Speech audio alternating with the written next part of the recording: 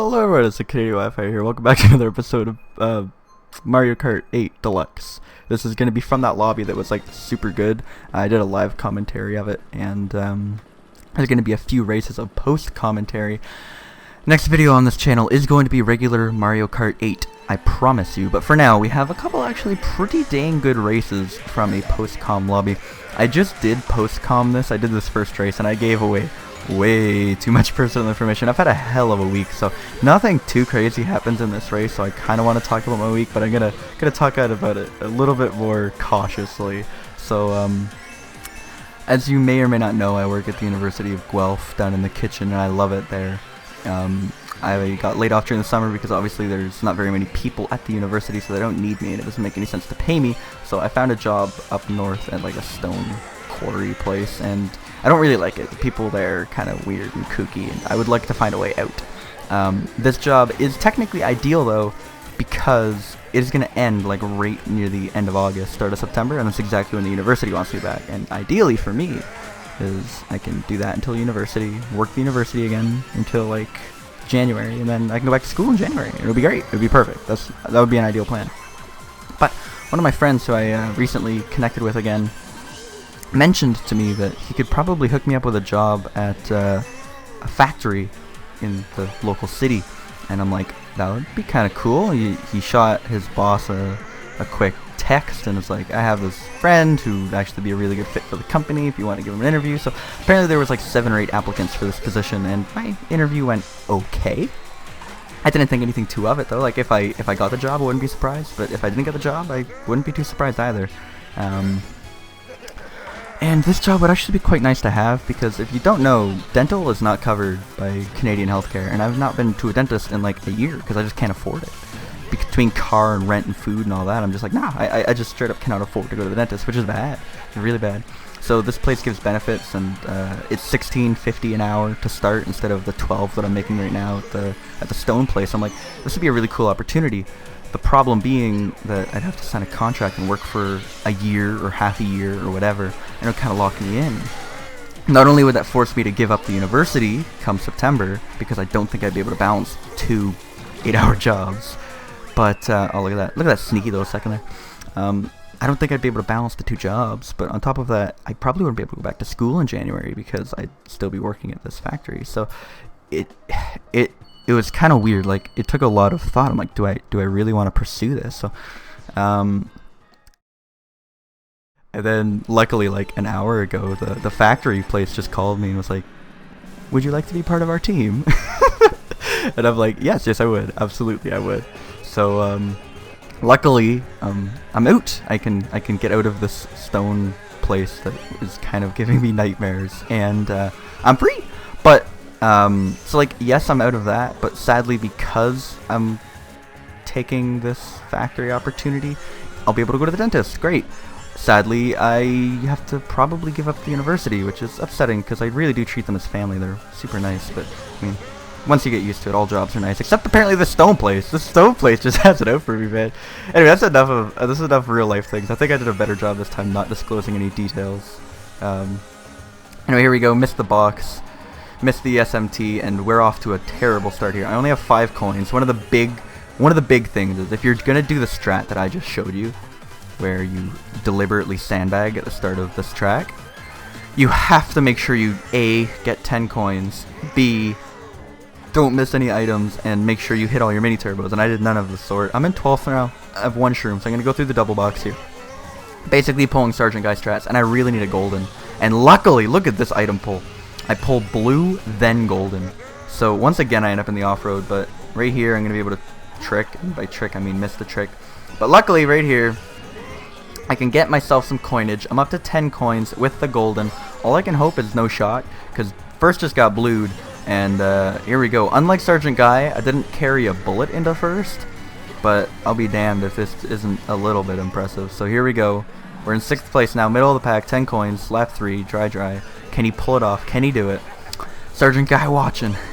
Oh my goodness, can I make him proud? He has so many videos on his channel about, I swear, every time he pulls off this strat, he just uploads it, so I figured I might as well give her a shot. Anyway, I pulled a single green, so it's not looking too good for our hero here. but I'm gonna be able to grab that second box, block the red with my green, and somehow pull freaking trip shroom. So thanks for the free win, I guess. I mean, it'd be pretty hard to mess that one up, wouldn't it? Anyway, there we go, greened over the line, and that is a first place on Dry with the proper strat in a high lobby, just proving that this game truly is all items. I pulled that golden when I needed it. Hi, Divine Phoenix, nice to see you all showed up here. Big blue, 3, 2, 1. Let's get going. Pole position, Big Blue. Missed the startup boost, no longer pole position. Hey Richard, I thought you said you were good at this game. So I'm going to take tight here. I'm actually going to miss the boost panel, but I'm going to take tight, and then I think I'm going to go wide. Okay, correction, I tried to go wide for extra coins, but I missed it. Then I missed the box, so we're chilling 0 coins, no item, Big Blue. But we're in a decent spot just because I started in that pole position, which is pretty lucky because I've been driving pretty poorly so far. I already dropped down to 5th, I'm just driving alone. It feels so weird not hopping there. I know, like, it's been a while since I played 8 at all, but it just, the hops there gained so much, and when I learned about how much they gained, I was so thrilled to do hops there every time. But nice little bit of a savior by the shroom, and you are about to witness the only time I've ever taken this route in my history of playing this game. I didn't know what I was doing. I was completely blind. I've never taken that turn, not time trials, not online, literally never.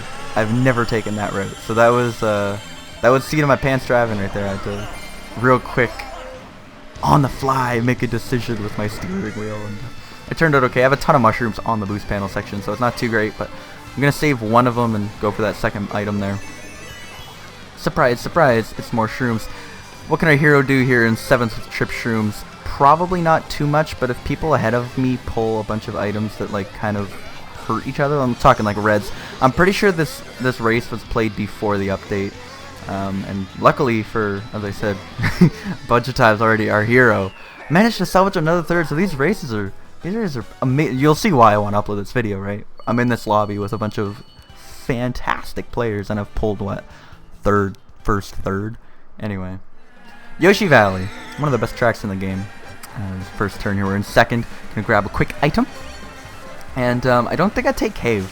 I think I take bridge pretty much every time now, just because the Ultra Mini Turbo lasts nice and long, and it basically pushes you right across the bridge. I don't know why, but I always seem to do well on Yoshi Circuit. It's also just fun to drive. In Mario Kart 8, it was one of the most fun tracks to drive, and in Deluxe, even without hops or tech or slides or anything, it's still just one of the most fun tracks to drive on. It just feels good.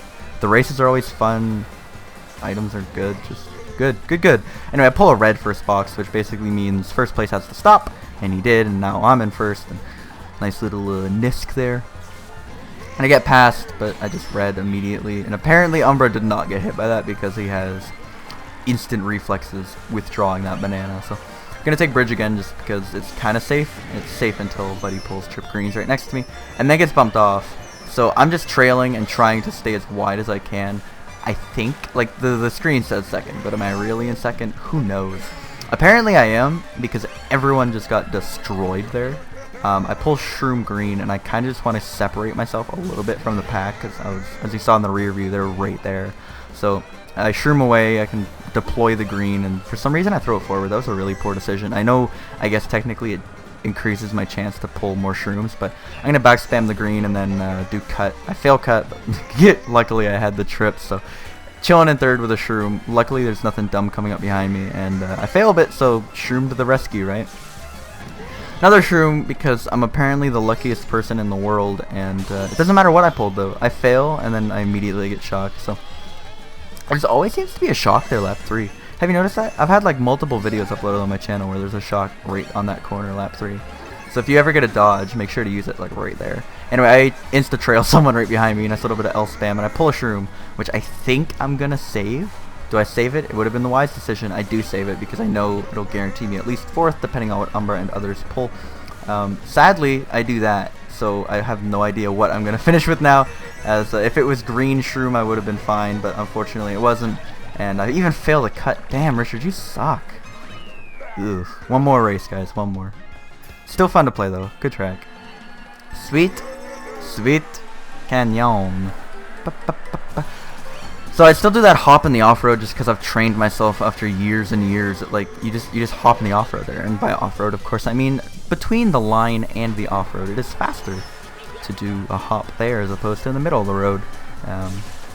I remember that reading. I think it was Domenico. He wrote the guide on MK boards for how to time trial Sweet Sweet Canyon.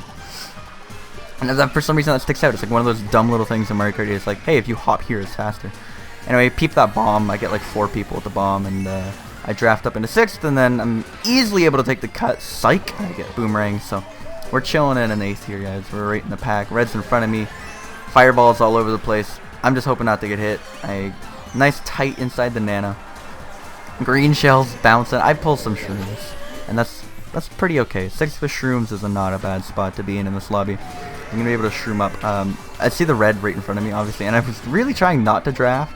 But luckily, I'm a laggy piece of shit, and it just goes right by me. So I got a couple shrooms to burn before I deploy some nanas. So I'm going to go way back. Not only was there a blue, but there was also a guy with a piranha. And would you look at this? Everyone's right here. I have nanas, which is fantastic because it means barring boomerang, I'm really not going to get hurt. And I just throw some nanas up to try to snipe, and I don't know if I actually hit someone with it. I don't think so, but Morton also gave me like the arm pump, so... Buddy, I think, pulled a red right behind me, but I was already drafting and SMTing past him, so... Was it a red? Yeah, I go like super wide here. Oh, it was John! That's why I didn't throw it at me. I do believe me and John had a bit of an understanding for some reason, like midway through, where we wouldn't red each other. Thank you, John, if you, for some reason you're watching this. Anyway, I air horn the red that was coming for me. Got the boomerang, which is fantastic. I'm going to throw it back to get it into the 2nd slot. And in the hopes of pulling maybe a mushroom or something here. I see the red. I'm trying to backspam boomerangs furiously at the line, but I don't. Don't need to, because I'm able to pull a 2nd. Did you see that double boomerang pull, by the way? That was a smart play by me. Throwing the boomerang, trying to get a shroom in the 1st slot, but nah. Double boomerang. Just throw all the boomerangs. Anyway, that's going to be it for today's video. I hope you guys enjoyed this weird little tirade of not only IRL things, but some Mario Kart. High Level Deluxe is fun to play, but it's still not quite as fun as High Level 8. That is why you're going to see 8 next time. I'm going to stop rambling because the screen has gone black, and I hope to see you guys next time. Love you all, and peace.